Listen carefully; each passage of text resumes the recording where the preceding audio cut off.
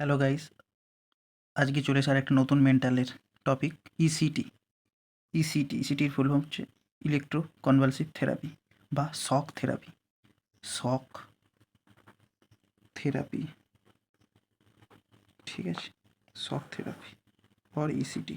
এটা ফার্স্ট রোমেতে 1938 সালে বিনি অ্যান্ড কার্লিটি ইতালিয়ান নিউরোসাইকিয়াট্রিস্ট অ্যাপ্লাই করেছিল, ফার্স্ট টাইম ব্যবহার করেছিল, ঠিক আছে, ফার্স্ট টাইম ব্যবহার করেছিল।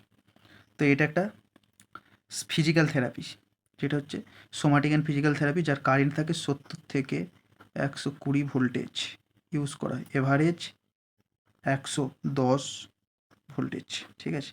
টাইম থাকে 0.7 থেকে 1.5 সেকেন্ড টাইম, হচ্ছে ভোল্টেজ। ভালো করে মনে রাখো, তাহলে ভোল্টেজ কত থাকে? 70 থেকে 120 ভোল্টেজ, টাইম 0.7 থেকে 1.5 সেকেন্ড। এটা শক থেরাপি বা ইসিটিকে অপর নাম শক থেরাপি বলা হয়।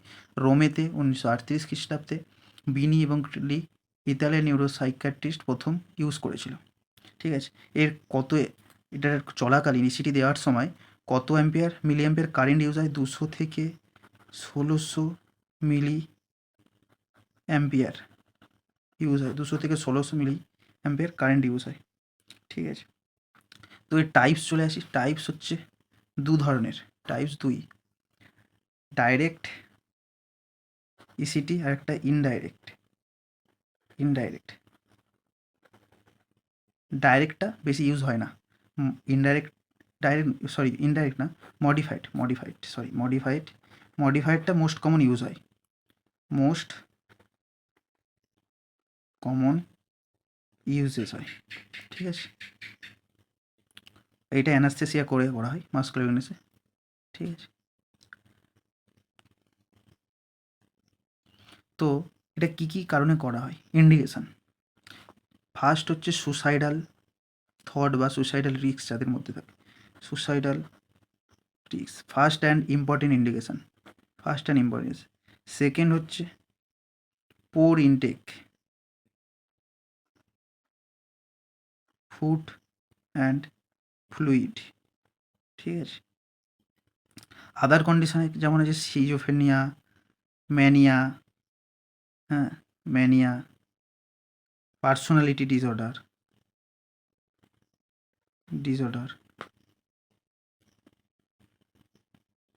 ওসিডি, ভেরি ভেরি ইম্পর্টেন্ট একটা। এই সমস্তগুলো ক্ষেত্রে ইসিটি দেওয়া হয়। সুসাইড রিস্কে মোস্ট কমন অ্যান্ড ইম্পর্টেন্ট, ঠিক আছে। তো এবার চলে আসি কন্ট্রাইন্ডিকেশন, কোন ক্ষেত্রে প্রযোজ্য করা যাবে না। কন্ট্রাইন্ডিকেশন একটা হচ্ছে অ্যাবসোলিউট, অ্যাবসোলিউট ইনক্রিজ আইসিপি, এটা বেশিরভাগ এক্সামে কোশ্চেন করা হয়। ইন্ট্রা ক্রানিয়াল প্রেসার, ঠিক আছে। আর কিছু রিলেটিভ যেমন কমন কার্ডিয়াক সেটা যেমন, তারপর হচ্ছে chronic heart failure, myocardial infarction, hypertension, এছাড়া CVA, cerebrovascular accident, retinal detachment,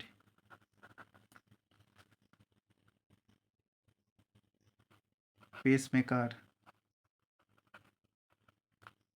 high risk pregnancy,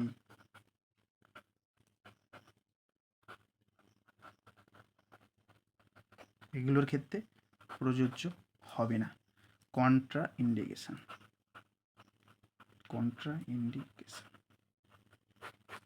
হলো। তো এর সাইড এফেক্ট আছে। সাইড এফেক্ট কী হতে পারে? সাইডের যেমন উইকনেস, হেডেক। সাইড এফেক্ট কী আছে? Weakness, headache, loss of confusion, memory loss হতে পারে, ঠিক আছে। Memory loss, headache, weakness, palpitation, ঠিক আছে, আরও কিছু আছে যেগুলো কি হয়, ড্রসিনেস, কনফিউশন, মাসেল অ্যাকিস, এগুলো লিখছি না, মুখে বলে দিলাম। ঠিক আছে, টাং বাইট, ড্রাই মাউথ, এই সমস্তগুলো কমন। কমপ্লিকেশন, এমনকি রেসপিরেটরি অ্যারেস্টও হতে পারে, রেসপিরেটরি অ্যারেস্ট হওয়ার সম্ভাবনা থাকে। তো অ্যাজ এ নার্স হিসাবে ইসিটি দেওয়ার আগে কি প্রসিডিওর করার আগে কী কী তাকে প্রিপারেশান নিতে হয় অ্যাজ এ নার্স হিসাবে? Role of nurse.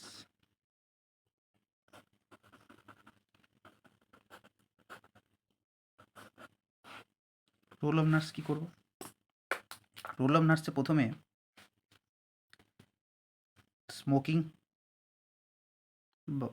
স্মোকিং করছে কি না তাকে সেই নিয়ে এডুকেশান দিতে হবে। ঠিক আছে, কনসেন্ট তো অবশ্যই নিতে হবে, কনসেন্ট, ইনফর্ম কনসেন্ট। ঠিক আছে, 6 আওয়ার এনপিও রাখতে হবে। মেটালিক জিনিস সমস্ত রিমুভ করতে হবে। নেল পলিশ রিমুভ করতে হবে। তাছাড়া টাইট ক্লথ রিমুভ করতে হবে। ঠিক আছে, কনসেন্ট নেওয়ার সাথে সাথে পেশেন্টের নাম, আইডি চেক করতে হবে। ঠিক আছে,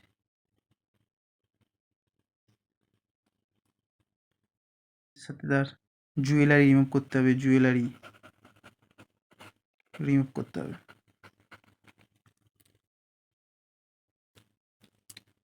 অবশ্যই পেশেন্টকে ইউরিন খালি করতে হবে। কি বললাম? ইউরিন ব্লাডার খালি করতে।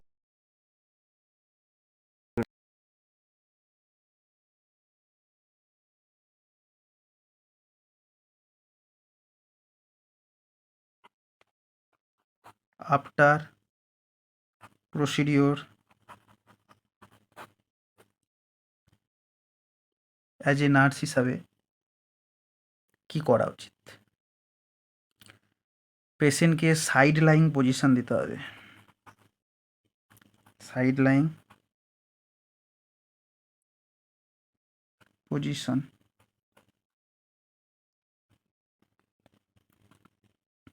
সাইড রেল দিতে হবে। এভরি 15 মিনিটস ভাইটালস চেক করতে হবে, ভাইটালস চেক ফার্স্ট 1 আওয়ার। ঠিক আছে, প্রতি ঘন্টায় 30 মিনিট ঘুমাতে হবে। ঠিক আছে, পেশেন্টের এক্সপ্রেশন দেখতে হবে, অবজার্ভ করতে হবে, ফিলিং করতে হবে পেশেন্টের এক্সপ্রেশন।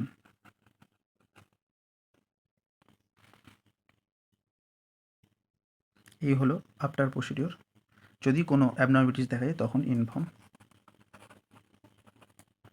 ফিজিশিয়ান।